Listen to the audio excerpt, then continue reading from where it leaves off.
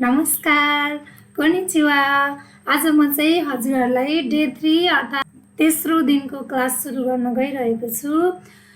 हामीले पहिलो र दोस्रो दिनमा लगभग हिरागानाको बारेमा सबै कुराहरू लगभग सकाइसकेका छौँ। आज हामी चाहिँ जापानिज भाषा अन्तर्गतको दोस्रो पाठ अथवा काताकाना सुरु गर्न गइरहेका छौँ। सर्वप्रथम त काताकाना भनेको के हो, हजुरहरूले काताकानाको बारेमा सुरुमा बुझ्नुपर्ने हुन्छ। काताकानाको प्रयोग आगन्तुक शब्द अथवा अन्य विदेशी भाषाबाट आएर बनेका जापानिज शब्दहरू लेख्न गरिन्छ भने मैले सुरुमा हजुरहरूलाई लेखेर राखिदिएको छु, हेर्न सक्नुहुन्छ। काताकानाको प्रयोग जापानभन्दा बाहिरी कन्ट्रीबाट जापानभन्दा अन्य देशहरूबाट अथवा अन्य भाषाहरूबाट गएका आगन्तुक शब्दहरू बाहिरबाट आएका आगन्तुक शब्दहरू लेख्नको लागि प्रयोग गरिने एउटा के हो, लिपि चाहिँ काताकाना हो। काताकाना अथवा काताकाना पनि भनिन्छ। काताकानामा पनि अब हामीले हिरागानामा जस्तै टेबलमा हेर्नु होला हजुरहरूले, हिरागानामा जस्तै आ का सा ता ना, त्यसपछि हा मा या रा वा र लास्टमा न भन्ने, जुन हामीले हिरागानामा आका सा ता न हामाया रा वा न भनेर कण्ठ गरेको थियौँ, त्यसरी नै हामी काताकानामा पनि आका सा ता न हामाया रा वा न सम्झिनुपर्ने हुन्छ। किनभने हामीले हिरागानामा जुन जुन अक्षरहरू सिकेका थियौँ काताकानामा पनि त्यही अक्षरहरू सिक्नुपर्ने हुन्छ। त्यसैले टेबल सेम हुन्छ, तर यो दुईटाको फरक भनेको दुईवटा कुरामा भयो। एउटा प्रयोग यसलाई कहाँ प्रयोग गर्ने भन्ने कुरामा यसको फरक हामीले पायौँ। जस्तै हिरागाना भनेको विशुद्ध जापानिज शब्दहरू लेख्नलाई प्रयोग गरिन्छ। काताकाना भनेको जापानभन्दा बाहिरी कन्ट्रीबाट आएका शब्दहरू आगन्तुक शब्दहरू लेख्नलाई प्रयोग गरिन्छ। एक नम्बरमा यो फरक भयो। अर्को भनेको लेखाइमा फरक हुन्छ, हामीले लेख्ने तरिका फरक हुन्छ। जस्तै हिरागानाको आ र काताकानाको आ फरक छ।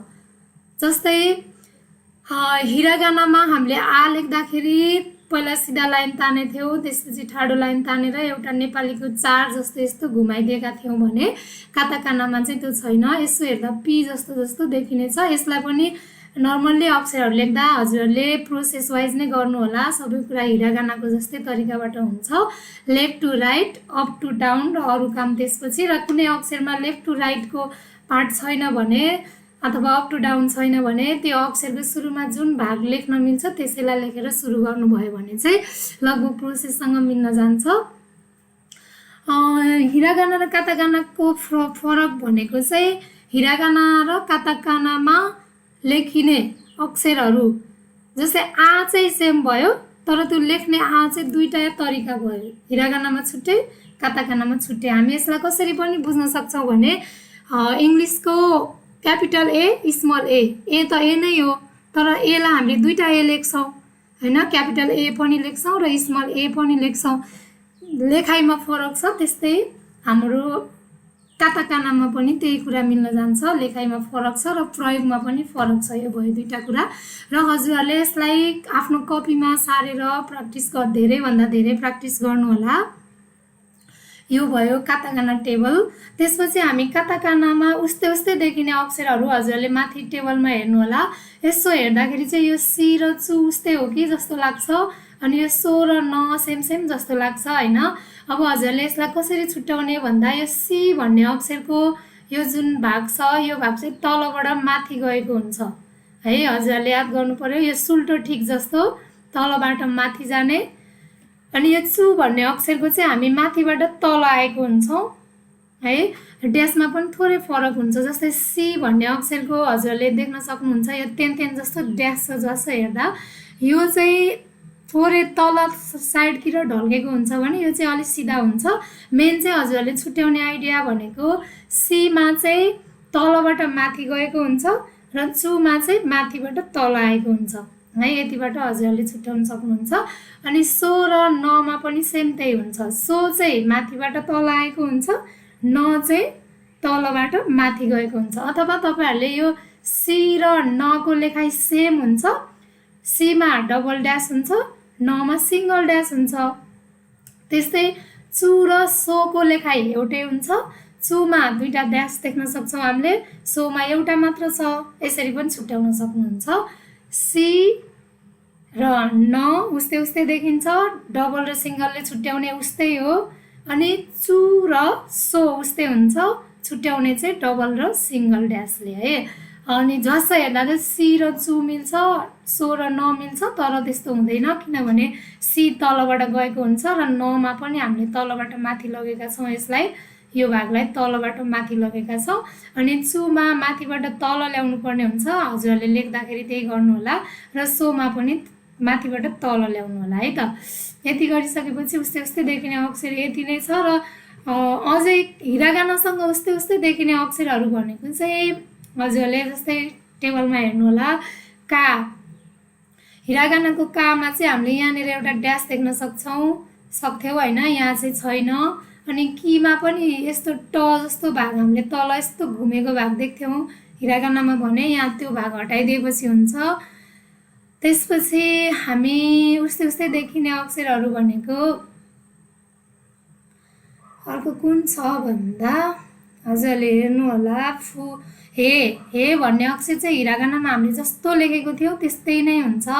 त्यस्तै गरेर म भन्ने अक्षर चाहिँ हिरागानामा यो भाग अलि माथिसम्म गएको हुन्छ भने काताकाना चाहिँ टपमै काटिएको हुन्छ, काताकानामा चाहिँ हजुरले विचार गर्नुहोला। अनि या पनि उस्तै उस्तै देखिन्छ, यहाँनिर हिरागानामा सानो ड्यास हुन्छ यो भागमा, यहाँ चाहिँ हुँदैन, हजुरले कम्पेयर गरेर पढ्नु होला। त्यसपछि रीमा यहाँनिर सानो हुक हुन्छ, यहाँनिर सानो हुक हुन्छ है। त्यसपछि हिरागानामा काताकानामा चाहिँ यो हुक हुँदैन। अरू अक्षरहरू त हजुरहरूले आफैले प्र्याक्टिस गर्नुपर्ने हुन्छ। प्र्याक्टिस गर्दाखेरि हजुरले पहिला सुरुमा हिरागानालाई छुट्टै धेरै प्र्याक्टिस गर्नुहोस्, त्यसपछि काताकानालाई पनि छुट्टै ठाउँमा धेरै प्र्याक्टिस गर्नु। अनि दुवैलाई धेरै प्र्याक्टिस गरिसकेपछि चाहिँ हजुरहरूले एकै ठाउँमा जस्तै आ भनेर लेख्नु, अनि हिरागानाको एउटा आ, अनि काताकानाको फेरि अब्लिक दिएर काताकानाको आ, फेरि हिरागानाको इ भनेर लेख्नु, इ लेखेपछि हिरागानाको एउटा, काताकानाको फेरि अर्को इ। त्यसरी नै एउटै टेबल बनाएर कम्पेयर गरेर पनि हेर्न सक्नुहुन्छ है।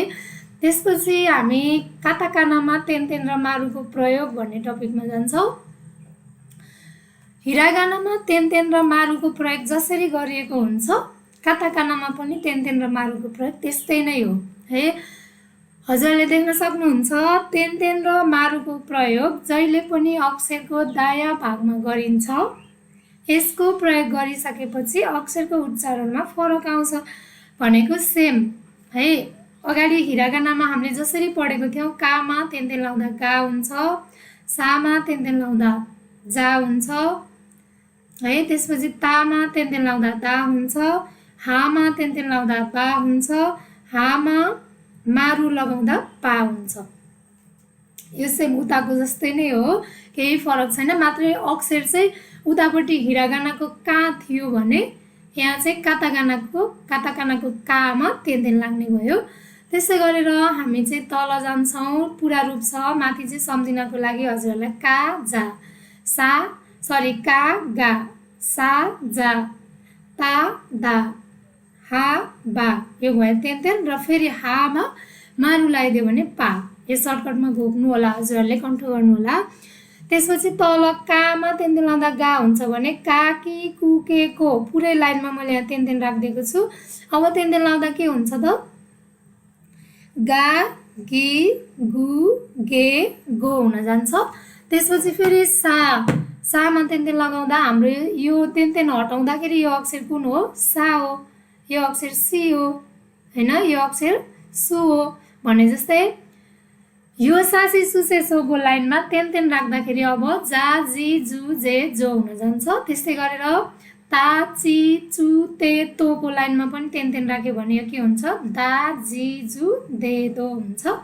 सेम हिरागानामा जे भएको थियो काताकानामा पनि त्यही हुन्छ। हाको लाइनमा तेन्तेन लगाउँदा बा, बी, बु, बे, बो भएको छ।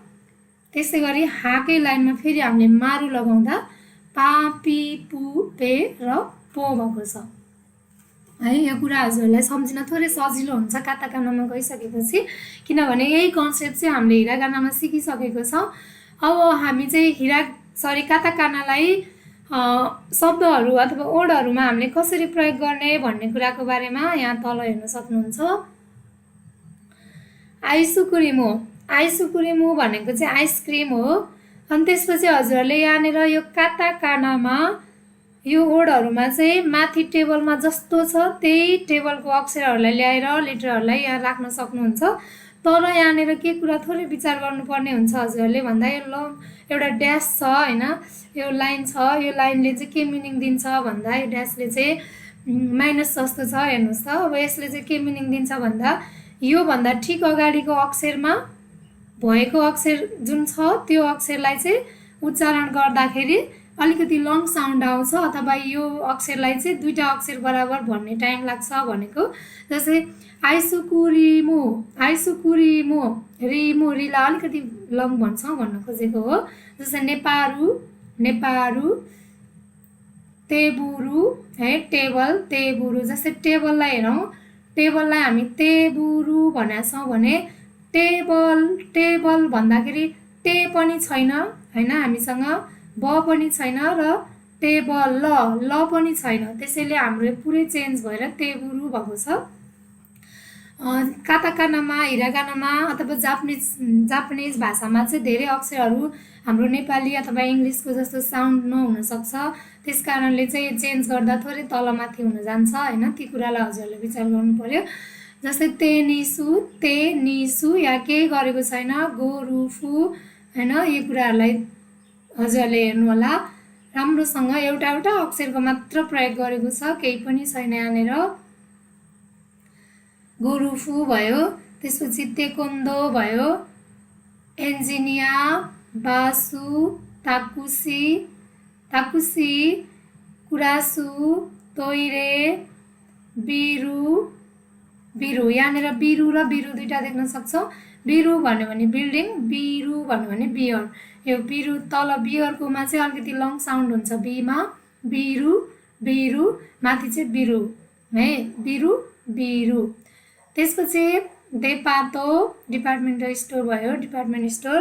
त्यस्तै गरेर सुपा, सुपा, सुपा नभइकन सुपा, सुपा अलिकति लङ साउन्डले गर्दा हामीले ड्यास राख्नु परेको हो। यी कुराहरूलाई हजुरहरूले कपीमा सारेर राम्रोसँग कन्ट्रोल गर्नु होला। त्यसपछि मैले यहाँनिर नोट भनेर काताकानाको आधा अक्षरको र हिरागानाको आधा अक्षरको नियम एउटै हुन्छ भनेको छु। जस्तै यो चाहिँ हजुरहरूले हिरागानामा राम्रोसँग हेर्नुभएको छैन भने अगाडि हाम्रो डे 2 मा छ, आधा अक्षरको बारेमा हामीले डे 2 मा पढेको छौँ, त्यहाँ गएर एकचोटि राम्रोसँग हिरागानाको नियमहरू के छ पढ्नु होला, त्यसपछि मात्रै यहाँ आउन सक्नुहुन्छ हजुरहरू। जस्तै यहाँ अगाडि च्योकोरेतो भन्ने छ, च्यो, च्यो, यो आधा अक्षरको पछाडि या यु आयो भने हामीले के गर्ने भनेको थियो, जुन चाहिँ आधा आएको छ उच्चारण गर्दाखेरि जुन चाहिँ आधा आएको छ त्यसलाई त्यसैको सेकेन्ड अर्डर मानेर पुरा लेखिदिने, अथवा चको सेकेन्ड अर्डर कुन हुन्छ, ची हुन्छ। त्यसपछि यो अथवा या योलाई चाहिँ सानो गरिदिने, त्यसैले यहाँनिर हेर्नुहोस् त, च्यो, च्यो भन्दाखेरि चाहिँ ची अनि सानो यो, च्योकोरेतो अरू अक्षरभन्दा थोरै सानो साइज, अलिकति तलपट्टि भागमा हुन्छ थोरै। च्योकोरेतो भनेको चक्लेट भयो। त्यसै कोन्प्युता, कोन्प्युता, कम्प्युता। जस्तै यहाँनिर चाहिँ प्यु, प्यु भन्दाखेरि पी ठुलो र यु सानो भएको छ, यो कुराहरूलाई ध्यान दिनु होला। जस्तै न्युयोर्क भन्दाखेरि नि ठुलो यु सानो, न्युयोर्क, न्युयोर्क भएको छ।